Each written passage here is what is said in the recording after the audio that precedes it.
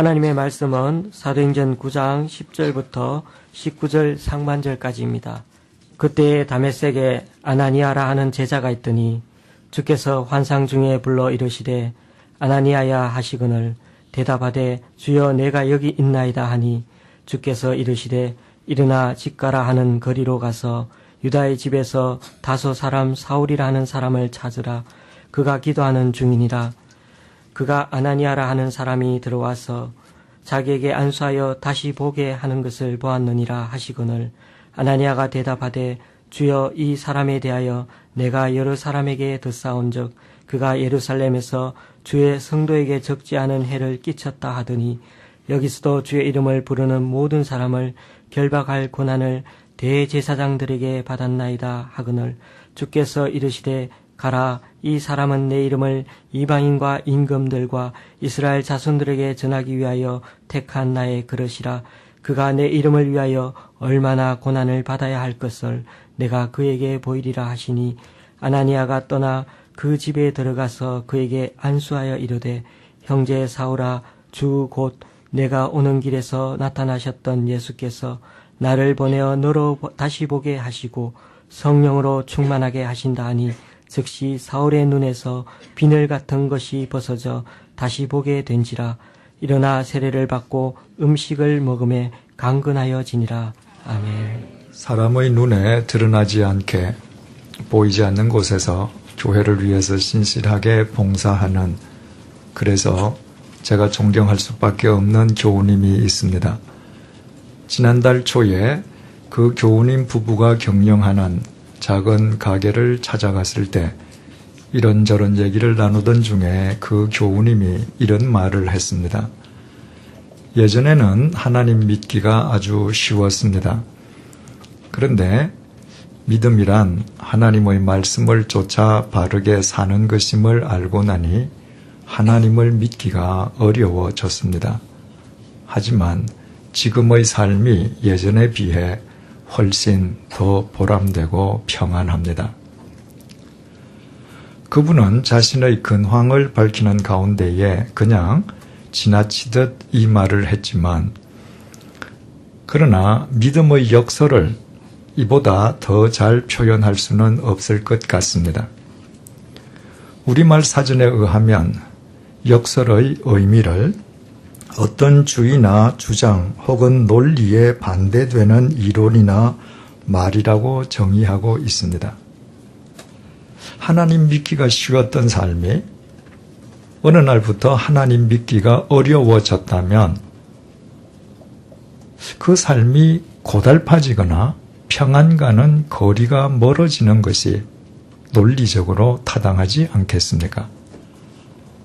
하나님 믿기가 어려워졌음에도 그 삶이 오히려 보람되고 평안하다면 그것은 비논리적인 역설이 아니겠습니까?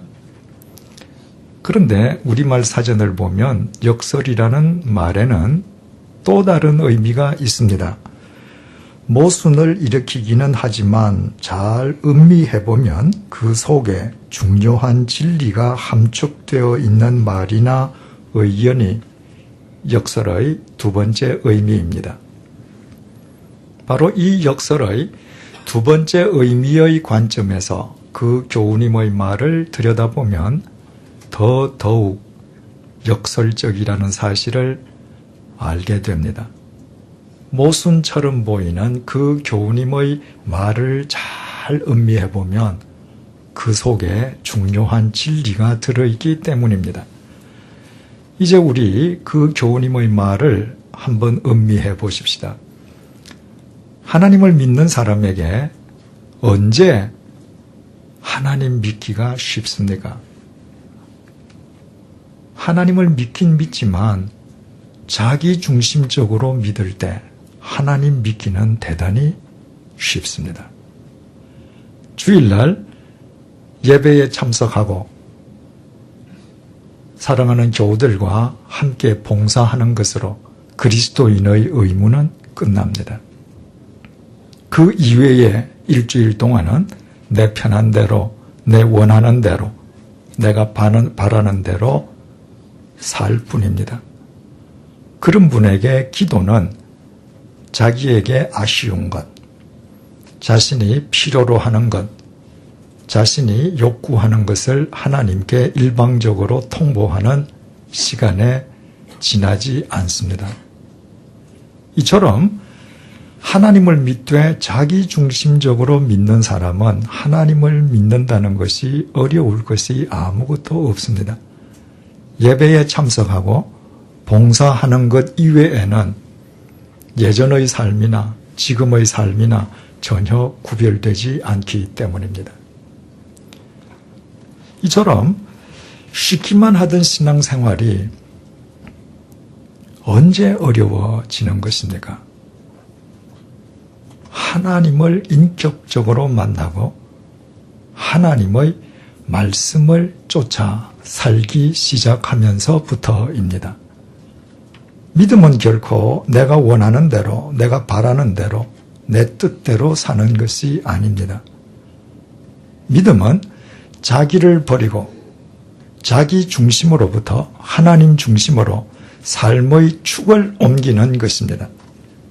그러므로 바른 믿음 생활에는 반드시 자기와의 싸움이 수반됩니다. 자기 속에서 매사에 자기 중심적으로 살기 원하는 자기 옛사람과 하나님 중심으로 살아야 한다는 새 사람이 싸우게 되는 것입니다. 그 싸움에서 이기는 사람만 삶의 전반에 걸쳐서 하나님 중심으로 살 수 있습니다. 그래서 믿음은 어렵게 여겨질 수 있습니다. 하나님을 믿는다고 하면서도 이제까지 신앙생활이 단 한 번도 어렵게 여겨지지 않았던 사람이 있다면 그분은 지금까지 자기와의 싸움에서 단 한 번도 이기려 해본 적이 없었다는 사실을 스스로 증명하는 셈이 되는 것입니다. 이처럼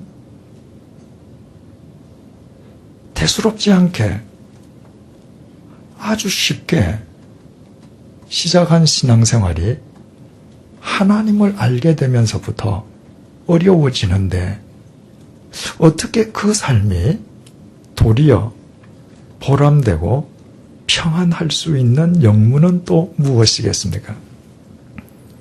사람이 자기를 버리고 하나님 중심으로 산다고 하는 것은 하나님과 바른 관계를 맺고 있는 것을 의미하기에 하나님의 평강이, 하나님의 은혜가, 하나님의 권능이, 하나님의 능력이 그 사람에게 임하게 되기 때문입니다. 바꾸어 말씀드리면 하나님 중심으로 살아가는 사람은 하나님 앞에서 자기 삶이 절대적인 의미와 가치를 지니게 된다는 사실을 확인하게 되는 것입니다.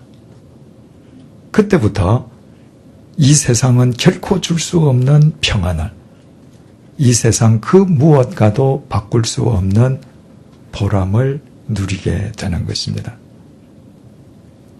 이처럼 쉽게 시작한 신앙생활이 하나님을 제대로 알면서부터 어려워지긴 하지만 그러나 그 삶이 오히려 더 보람되고 평안해진다고 하는 것은 신앙의 자연스러운 발전 과정이라 할 수 있습니다. 그런데 이 과정을 역순으로 생각하면 더 큰 깨달음을 얻게 됩니다.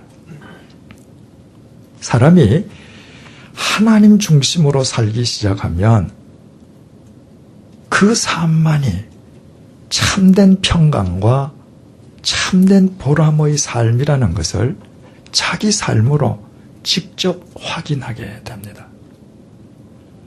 그것을 확인한 사람에게는 자기와의 싸움이 더 이상 어려워지지 않습니다. 자기와 싸워 이긴 삶의 절대적인 가치와 의미를 이미 맛보았기 때문입니다. 그것을 맛보지 못한 사람에게는 자기와의 싸움은 언제든지 어렵지만 일단 맛본 사람에게는 더 이상 어려워지지 않습니다. 그런 사람에게 옛 삶으로 되돌아가라고 아무리 권유해도 그는 결코 옛 삶으로 회귀하지 않습니다. 고작 몇십 년 살다가 공동묘지에서 썩어 문드러질 자기 중심의 삶을 살아간다고 하는 것은 단 한 번밖에 없는 인생을 송두리째 망치는 어리석은 짓이요. 그것은 마치 개가 토해 낸 것을 되삼키는 것처럼 백해 무익한 짓임을 그는 분명히 인식하고 있기 때문입니다. 믿음의 참된 묘미와 극치가 바로 여기에 있습니다. 중요한 사실은 믿음의 이 묘미와 극치를 일상생활 속에서 누리며 살아가기 위해서는 반드시 우리 기도의 수준이 달라져야 한다는 것입니다. 예수님께서 기도와 관련해서 무엇이라고 말씀하셨습니까? 마태복음 6장 7절에서 8절 말씀을 제가 읽어드리겠습니다. 또 기도할 때에 이방인과 같이 중언부언하지 말라. 그들은 말을 많이 하여야 들으실 줄 생각하느니라. 그러므로 그들을 본받지 말라. 구하기 전에 너희에게 있어야 할 것을 하나님 너희 아버지께서 아시느니라. 하나님께서 정녕 무소부재하셔서 내가 어디를 가든지 나와 함께 하신다면, 또 전지전능하신 하나님이시라면 내게 필요한 것을 내가 알지 못하는 것까지 다 아시지 않겠습니까? 마치 부모가 자식에게 필요한 것을 미리 준비해서 주는 것처럼 그 하나님께서 때가 되면 당신의 방법으로 내게 필요한 것을 응당 주시지 않겠습니까? 만약 그런 하나님이 아니라면 우리가 귀한 시간을 쓰면서 그 하나님을 믿을 까닭도 없고, 그런 하나님이라면 어떻게 우리를 죄와 죽음에선들 구해낼 수 있겠습니까? 그러므로 기도는 절대로 내가 필요한 것을 하나님께 일방적으로 통보하는 시간이 아닙니다. 기도는 오직 하나님 중심으로 사는 삶의 참된 평강과 보람, 영원한 의미와 절대적인 가치를 확인하는 시간입니다. 기도는 하나님의 말씀 속에서 자기와 싸워 이기는 극기의 시간입니다. 기도는 옛 삶의 무익함과 무가치함을 재확인하면서 그리스도 안에서 새로운 존재를 지향하는 시간입니다. 바로 그 존재적 기도를 통해서 우리는 이 어두운 세상 속에서 진리의 빛을 발하는 새 생명을 구가하는 기쁨을 누리게 되는 것입니다. 우리는 몇 달 전에 사도행전 8장을 통해서 마술사 시몬을 만났던 적이 있습니다. 예루살렘 교회의 빌립 집사가 사마리아 성에 찾아가서 복음을 전했을 때 복음을 받아들이고 그리스도인이 된 사마리아 사람 가운데 마술사 시몬이 있었습니다. 그는 자신의 마술 행각으로 수없이 많은 사람을 놀라게 하면서 스스로 큰 자를 자처하던 사람이었습니다. 그러나 빌립이 전하는 복음을 받아들이고 그도 기꺼이 그리스도인이 되었습니다. 그 이후에 예루살렘으로부터 베드로와 요한 두 사도가 사마리아 성에 이르렀습니다. 두 사도가 사마리아 성에 있는 그리스도인들의 머리 위에 손을 얹고 기도하자 성령님께서 각 사람에게 임하시는 것을 모든 사람이 볼 수 있었습니다. 그와 동시에 마술사였던 시몬이 지갑을 열어 즉각 두 사도에게 돈을 주면서 그 희한한 능력을 자기에게 팔 것을 요청했습니다. 마술은 사람을 교묘하게 속이는 기술입니다. 그래서 마술사들은 사람을 속이는 마술에 필요한 기술이나 기구라면 수단과 방법을 가리지 않고 구입하는 사람들입니다. 그래서 마술사였던 시몬은 성령님의 역사마저도 즉석에서 돈으로 구입하려고 했던 것이었습니다. 그리스도인이 되긴 했는데 가장 결정적인 순간에 옛 습성, 그릇된 옛 행동, 삶의 태도가 자기도 모르게 자연스럽게 드러난 것이었습니다.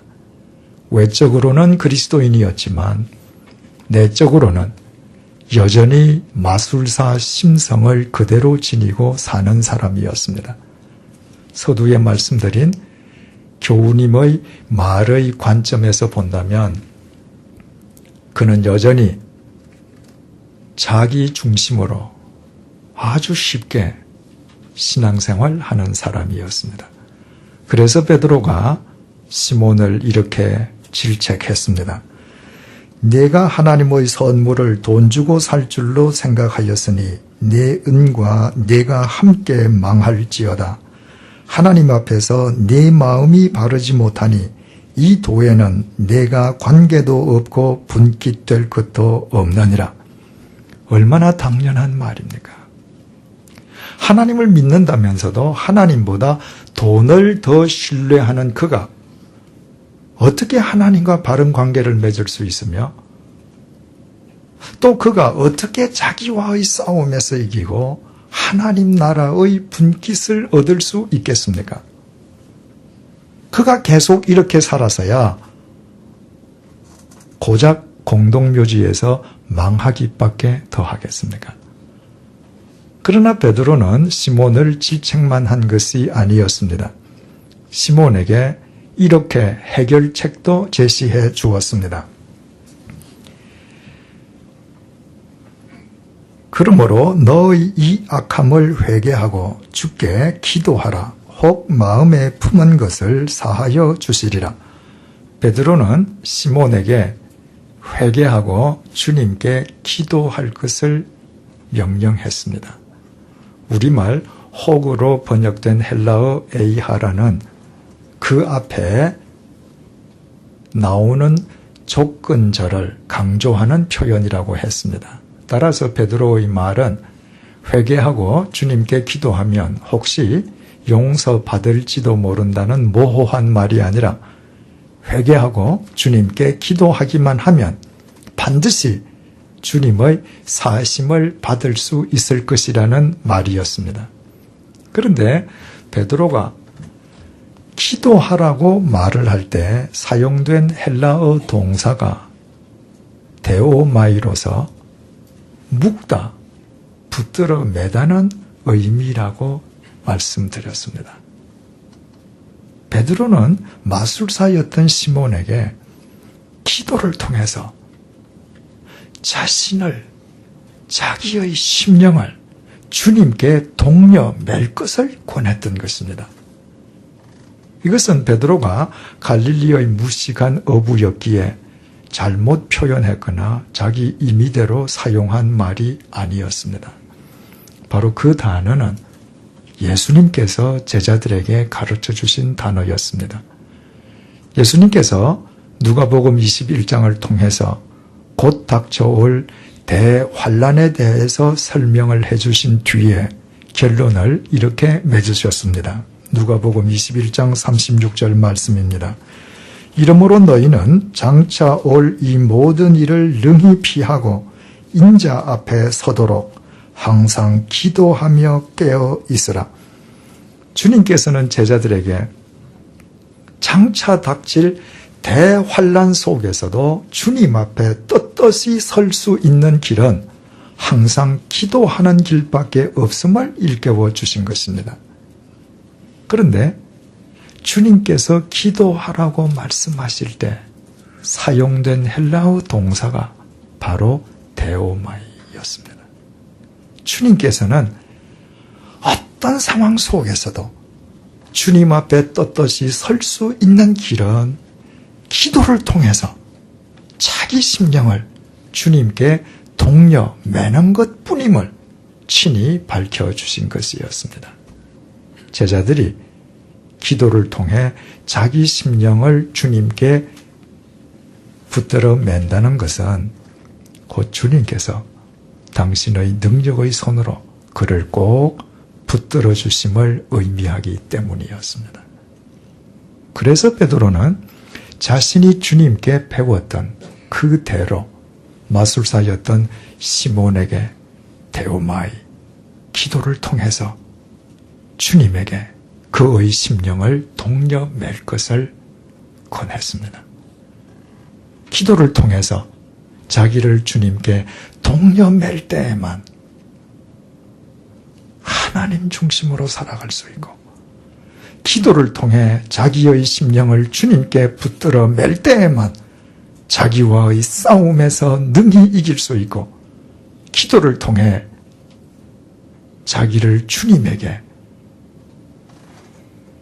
꽁꽁 묶어 둘 때에만 어떤 경우에도 옛 삶으로 되돌아가는 어리석음을 범치 않을 수 있기 때문이었습니다. 다메섹 도상에서 빛이요 진리이신 예수 그리스도의 태풍을 만나서 시력을 상실한 사울은 다른 사람의 손에 이끌려서 다메섹 집가에 있는 유다의 집으로 들어갔습니다. 그곳에서 그는 사흘 동안 식음을 전폐했습니다. 그 사흘이 지났을 때였습니다. 본문 10절에서 11절을 보시겠습니다. 그때에 다메섹에 아나니아라 하는 제자가 있더니 주께서 환상 중에 불러 이르시되 아나니아야 하시거늘 대답하되 주여 내가 여기 있나이다 하니 주께서 이르시되 일어나 직가라 하는 거리로 가서 유다의 집에서 다소 사람 사울이라 하는 사람을 찾아라. 그가 기도하는 중이니라. 드디어 주님께서 사울을 위해 미리 다메섹에 예비해 두셨던 아나니아를 부르셨습니다. 이제 사울을 위해 아나니아를 움직이게 하실 때가 되었기 때문입니다.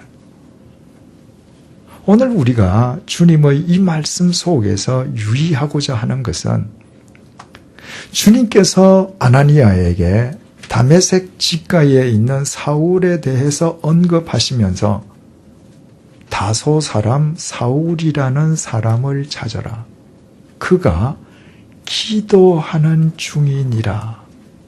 고 말씀하시므로 사울이 기도함을 주님께서 직접 강조하셨다는 것입니다.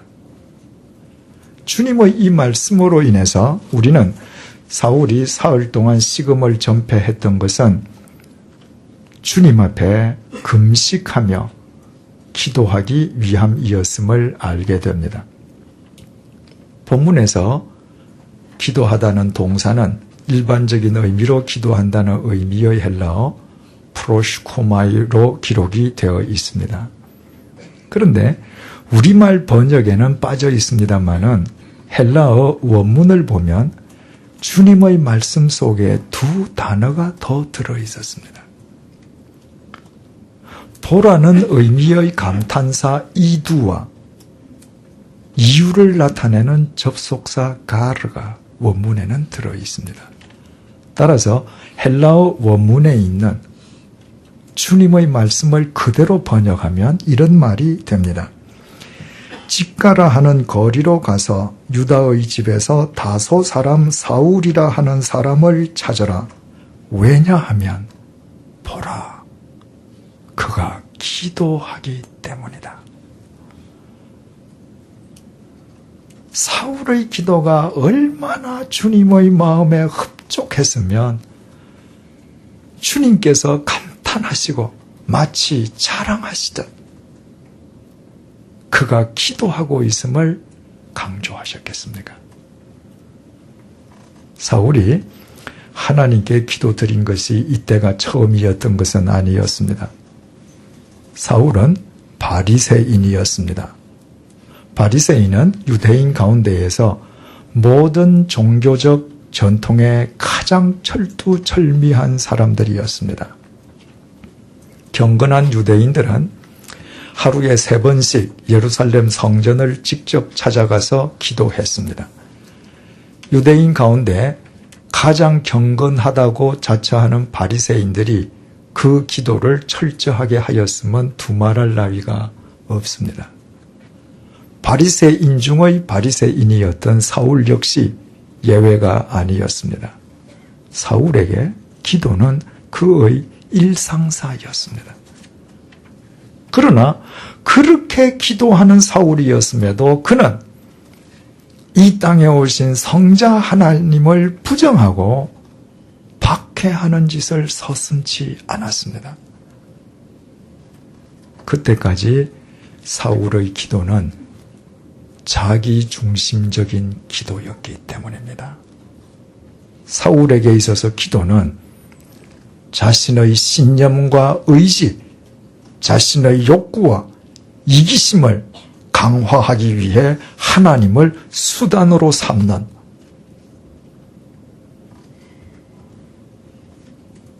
도구에 지나지 않았던 것입니다. 그러나 다메섹 직가에서 사울이 드린 기도는 달랐습니다. 시력을 상실한 가운데 사흘 동안 식음을 전폐하며 주님께 금식 기도를 드렸다고 하는 것 자체가 사울이 데오마이 기도를 통해서 자기 자신을 주님께 동여맨 것을 의미했습니다. 자기 중심으로부터 하나님 중심으로 삶의 축을 옮기는 존재적 기도였습니다. 그래서 그 기도가 얼마나 아름답고 향기로웠으면 주님께서 보라, 그가 기도하기 때문이라고 감탄사를 바라셨겠습니까? 그뿐만이 아니었습니다. 본문 12절을 보시겠습니다. 그가 아나니아라 하는 사람이 들어와서 자기에게 안수하여 다시 보게 하는 것을 보았느니라.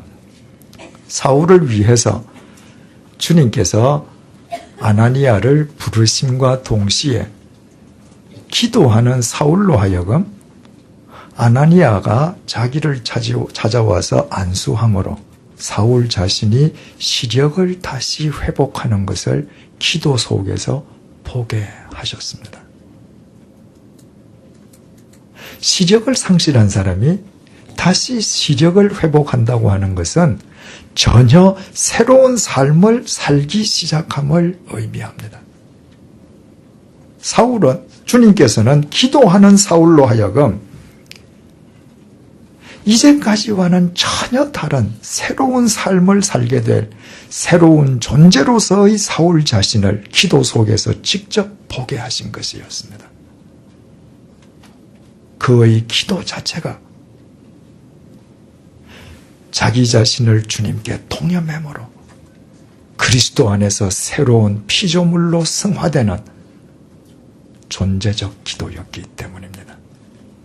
그래서 그 이후에 사울은 죽든지 살든지 자기 몸에서 오직 그리스도만 존귀케 하는 삶으로 평생을 일관했습니다.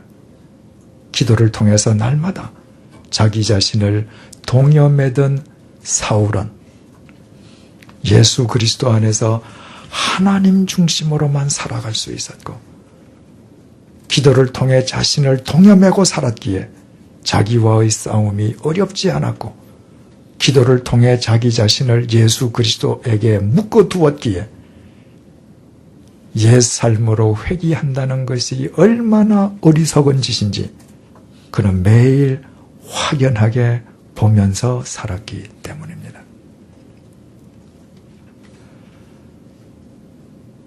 청년아 울더라도 뿌려야 한다는 제 책 서문에서 밝혔습니다마는 1994년도 초 제가 어린 제 아이들을 데리고 조상의 묘를 찾아가는 길에 부산 해운대에서 하루 묵을 때였습니다. 그때가 추운 겨울이었음에도 아이들은 바닷가에 도착하기가 무섭게 파도와 술래잡기를 하느라고 여념이 없었습니다. 그 바닷가는 제가 대학교 다닐 때 여름 방학 때마다 제 친구와 함께 놀던 곳이었습니다. 이를테면 제 젊음을 뽐내고 노래하던 곳이었습니다. 친구들과 더불어서 파도 속에서 소리를 지르면서 놀기도 하고 캄캄한 백사장에 앉아서 시를 읊기도 했습니다. 그 똑같은 바다, 똑같은 파도 속에서 제 아이들이 똑같이 큰 소리를 지르면서 놀고 있습니다. 바다도 있고 파도도 있고 모래사장도 있고 하늘도 있고 아이들도 있는데 그 속에 보이지 않는 것이 있었습니다. 그 옛날 젊은 시절의 제가 보이지 않았습니다. 그날 밤 숙소 유리창 너머로 별빛이 쏟아지는 밤하늘을 올려보면서 저는 수없이 제 자신에게 반문했습니다. 그때 그 젊은 시절의 나는 어디로 갔는가? 1972년에 제가 난생 처음으로 유럽에 첫 발을 내디뎠던 곳은 암스테르담 스키폴 공항이었습니다.